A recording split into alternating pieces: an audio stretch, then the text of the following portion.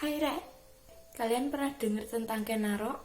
Raja pertama kerajaan Tumapel atau yang lebih dikenal dengan nama kerajaan Singosari. Bagaimana kisah hidupnya? Mari kita bahas. Ken Arok lahir pada tahun 1182 Masehi.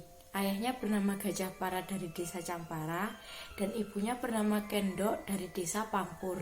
Ken Arok dilahirkan tanpa ayah karena ayah dari Ken Arok meninggal sewaktu Ken Arok masih dalam kandungan. Sewaktu baru lahir pun, Ken Arok dibuang oleh ibunya di pemakaman bayi karena pada saat itu Kendok telah direbut oleh raja dari kerajaan Kediri. Ken Arok kemudian ditemukan oleh seorang pencuri yang bernama Lembong dan dia menjadikan Ken Arok sebagai anak angkatnya. Ken Arok dibesarkan di lingkungan yang keras dan bebas karena kan diasuh sama pencuri ya, jadi otomatis mempengaruhi sikapnya juga. Karena lingkungan yang keras itulah Ken Arok tumbuh menjadi seorang yang bebas dan licik.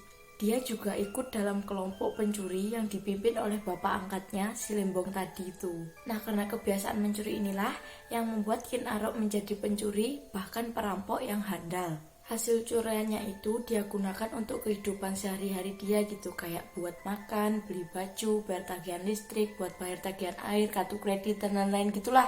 Selain itu, dia juga aktif berjudi yang menyebabkan dia terlilit hutang di mana-mana. Ken Arok pun menjadi buronan rentenir pada waktu itu karena dia nggak punya cukup uang untuk membayar hutang-hutangnya dan dia memilih untuk kabur. Sampai pada suatu hari, para rentenir itu mendatangi rumah bapaknya si Lembong tadi untuk meminta haknya. Nagih hutang gitulah ya Rek. Nah kan Lembong ini gak tahu kalau Ken Arok itu terlilit hutang di mana-mana. Jadi dia tuh cuma bisa pasrah aja gitu, rumahnya diacak-acak buat diambil barang-barangnya. Nah mengetahui hal tersebut, Ken Arok nih langsung pulang Rek. Langsunglah balik tuh. Nah sampai rumah, dia tuh udah disambut ekspresi marah sama bapak angkatnya tadi. Dah tuh dimarahin lah Ken Arok nih. Dan akhirnya dia pun diusir dari rumahnya. Setelah diusir dari rumah, Ken Arok ini pergi tanpa tujuan gitu Rek. Hingga akhirnya dia ngelihat sekelompok orang yang sedang berjudi. Dia menghampiri salah satu orang yang selalu kalah. Melihat hal itu, Ken Arok ini membisikkan taktik kepada orang tersebut dan ternyata taktik tersebut berhasil membuat orang itu menang secara berturut-turut. Selesai berjudi, orang tersebut mendekati Ken Arok dan menanyakan dari mana asalnya. Ken Arok pun menceritakan apa yang sedang dia alami. Mendengar cerita dari Ken Arok, orang tersebut berniat untuk mengangkat Ken Arok menjadi anak angkatnya. Orang tersebut bernama Bango Samparan. Bango Samparan pun mengajak Ken Arok ke rumahnya dan dikenalkan dengan istri pertama Bango Samparan yaitu Genuk Guntu dan Tirtaja yaitu istri kedua dari Bango Samparan. Setelah dia dewasa, Ken Arok ini memutuskan untuk mengembara. Dalam mengembara tersebut, Ken Arok ini bertemu dengan Brahmana asal India yang bernama Loh Gawe. Pada saat itu, Loh Gawe ini mencari titisan Dewa Wisnu di tanah Jawa. Setelah bertemu Ken Arok, Loh Gawe ini beranggapan bahwa dia adalah titisan Dewa Wisnu. Karena menurutnya, Ken Arok ini memiliki kesamaan dengan Dewa Wisnu. Mereka pun akhirnya saling mengenal dan berbincang. Nah, Ken Arok pun akhirnya menjadi pengikut Loh Gawe. Selama menjadi pengikut Loh Gawe, Ken Arok ini belajar agama yang dibawa oleh Brahmana tersebut. Melalui Loh Gawe inilah, dia dibawa ke Tumapel untuk diperkenalkan dengan Aku Tumapel, yaitu Tunggul Ametung. Dalam pertemuan tersebut, Ken Arok menunjukkan kemampuan bela dirinya dan pengetahuan tentang agama yang ia pelajari dari Loh Gawe. Dengan kemampuan yang dimiliki itu, akhirnya dia pun diangkat menjadi pengawal Akuwu atau pengawal pribadi raja. Tumapel di sini masih belum jadi kerajaan ya Rek, masih setara camat gitu, masih jadi satu sama kerajaan Kediri. Jadi Tunggul Ametung tuh Pak Camatnya Tumapel dan Ken Arok ini pengawalnya Pak Camat gitu. Selama menjadi pengawal Tunggul Ametung, Ken Arok ini sering mengikuti perjalanan Tunggul Ametung bersama sang istri yaitu Ken Dedes. Namanya juga pengawal ya, jadi bosnya kemana-mana tuh harus ikut gitu. Nah, Ken Dedes sendiri diceritakan merupakan seorang wanita tercantik di masa itu hingga membuat Tunggul Ametung menggunakan kekuasaannya untuk mendapatkan Ken Dedes. Nah, dalam suatu perjalanan, Tunggul Ametung dan Ken Dedes ini mengunjungi sebuah taman rekreasi yang bernama Taman Boboji. Saat Ken Dedes turun dari kereta, secara tidak sengaja ia memperlihatkan betisnya Rek. Nah, Ken Arok yang jadi pengawal tuh ngelihat pas betisnya Ken Dedes tadi kebuka. Dalam penglihatan Ken Arok, betis Ken Dedes itu bercahaya dan berkilau gitu rek katanya. Nah kejadian itu pun diceritakan kepada Loh Gawe. Loh Gawe berkata itu karena Ken Dedes adalah seorang nareswari atau seorang permata di antara para perempuan, dan siapapun yang berhasil menjadikannya istri akan menjadi raja. Mendengar kata-kata dari Loh Gawe, ya langsung naksir berat lah Ken Arok ini. Orang awalnya perkara betis saja udah naksir, ditambah bisa jadi raja. Nah Ken Arok ini bukan cuma ngehalu pengen jadi suaminya Ken Dedes saja rek, kayak haluku jadi istrinya Sokjin, tapi dia beneran nyusun rencana gimana caranya nyingkirin Tunggul Ametung dan bisa dapetin hatinya Ken Dedes. Kemudian dia menyusun rencana untuk membunuh Tunggul Ametung. Dia berusaha mencari pusaka sakti yang bisa menandingi kekuatan Tunggul Ametung. Nah kemudian pergilah Ken Arok ke rumah Bango Samparan dan dia mendapatkan informasi mengenai Empu Gandring. Empu Gandring ini adalah seseorang yang bisa menciptakan pusaka atau keris yang sangat sakti. Diceritakan Bango Samparan dan Empu Gandring ini adalah sahabatan, konco kental gitulah ya rek ya. Ken Arok kemudian menemui Empu Gandring dan menyampaikan apa yang dia butuhkan. Empu Gandring pun menyampaikan bahwa dia mampu membuat keris sakti namun membutuhkan waktu selama 1 tahun. Mendengar perkataan Empu Gandring, Ken Arok ini merasa keberatan gitu rek dengan rentan waktu yang terlalu lama tersebut. Dia pun menawarkan untuk menunggu selama 6 bulan, namun Empu Gandring tidak bisa menerima permintaannya. Akhirnya, dengan terpaksa Ken Arok pun menyetujui tenggat waktu tersebut. Namun 6 bulan berselang, dia pun tidak sabar dan langsung menuju persinggahan Empu Gandring dan memaksa untuk mengambil keris yang dia pesan. Empu Gandring pun berusaha mempertahankan keris tersebut. Ya karena kan belum jadi gitulah ya rek ya, nggak sesuai waktu pula. Namun Ken Arok langsung menyerang dengan merebut dan menusuk Empu Gandring dengan keris buatannya tersebut.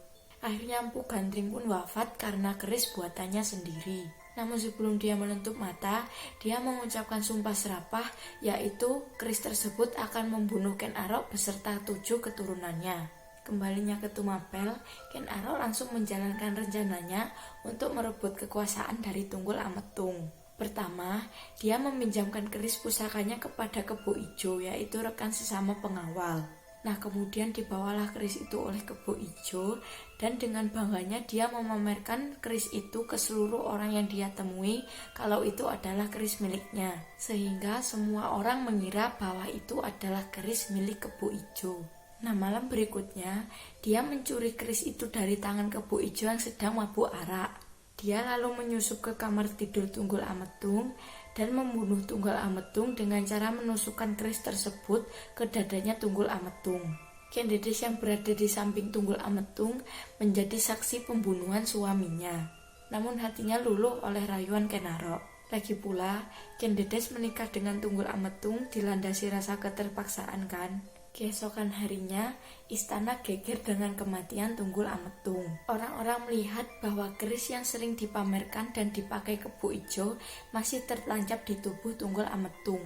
Akhirnya, Kebo Ijo pun dihukum mati atas kesalahan yang tidak pernah dia perbuat. Setelah kematian Tunggul Ametung, Ken Arok ini mengangkat dirinya sendiri sebagai Aku Baru Tumapel dan menikahi Ken Dedes. Tidak ada seorang pun yang berani menentang keputusan tersebut. Ken Dedes sendiri saat itu sedang mengandung anak dari Tunggul Ametung yang kelak bernama Anusapati. Peristiwa pengangkatan Ken Arok menjadi Aku Baru Tumapel tersebut bersamaan dengan memanasnya konflik antara kerajaan Kediri dengan kaum Brahmana. Setelah mendengar kabar bahwa Ken Arok yang memimpin Tumapel, kaum Brahmana pergi ke Tumapel dan meminta bantuan Ken Arok selaku pemimpin dari Tumapel. Permintaan tersebut menciptakan perselisihan antara Tumapel dan kerajaan Kediri yang menyebabkan Tumapel melepaskan diri dari kerajaan Kediri dan berdiri sendiri menjadi kerajaan Tumapel. Pada tahun 1222, Ken Arok menjadi raja pertama kerajaan Tumapel yang bergelar Sri Raja Sabatara Sang Amurwabumi. Pernikahannya dengan Ken Dedes dikaruniai 4 keturunan, yakni Mahisawung Teleng yang dikenal juga dengan gelar Batara Parameswara, yang kedua yaitu Apanji Saprang, ketiga Agnibaya, dan keempat Dewi Rumbu. Ken Arok juga memiliki selir yang bernama Ken Umang dan dia juga memiliki 4 keturunan dari selirnya itu, yaitu Tohjaya, Panji Sudatu, Wergola, dan Dewi Rambi. Pada tahun 1247, Ken Arok pun meninggal dunia. Dan kalian tahu rek, Ken Arok ini meninggalnya karena apa? Meninggalnya Ken Arok ini karena dibunuh sama anaknya, yaitu Anusapati, anak dari Tunggul Ametung dan Ken Dedes. Gimana bisa dia dibunuh sama anak tirinya sendiri? Jadi gini rek, Anusapati tuh kayak ngerasa heran gitu sama sikap bapaknya yang seolah-olah menganaktirikan dirinya. Padahal dia tuh ngerasa dia putra paling tertua gitu. Setelah dia mendasa ibunya, akhirnya Anusapati mengetahui bahwa dirinya benar-benar anak tiri. Bahkan dia juga mengetahui kalau ayah kandungnya telah mati dibunuh oleh Ken Arok. Mendengar cerita dari ibunya, dendamlah si Anusapati ini ke Ken Arok. Ya secara rek bapak kandungnya dibunuh, anak mana yang gak dendam kan? Kemudian dia carilah tuh keris Empu Gandring yang selama ini disimpan ibunya untuk membalaskan dendam. Anusapati pun berhasil mendapatkan keris yang selama ini disimpan Ken Dedes. Kemudian dia menyuruh pembantunya untuk membunuh Ken Arok. Ken Arok pun tewas ditusuk dari belakang saat sedang makan sore hari. Kemudian Anusapati ganti membunuh pembantunya untuk menghilangkan jejak. Itulah akhir kisah dari seorang perampok handal yang kemudian berhasil menjadi raja pertama kerajaan Tumapel atau yang lebih dikenal dengan nama kerajaan Singosari. Mohon maaf kalau ada kesalahan dalam pelafalan nama ataupun tempat yang aku sampaikan ya rek. Kalau ada kekurangan, kurang tepat atau bahkan salah, mohon dikoreksi di kolom komentar ya rek. Karena seperti yang kalian tahu, aku bukan ahli dalam sejarah. Boleh juga komen untuk ide dan saran video selanjutnya. Dan jangan lupa untuk like dan subscribe channel YouTube aku. Dan jangan lupa follow Instagramku ya rek. Jangan bosan untuk terus dengerin cerita yang aku sampaikan di video aku selanjutnya. Rutam nuwos.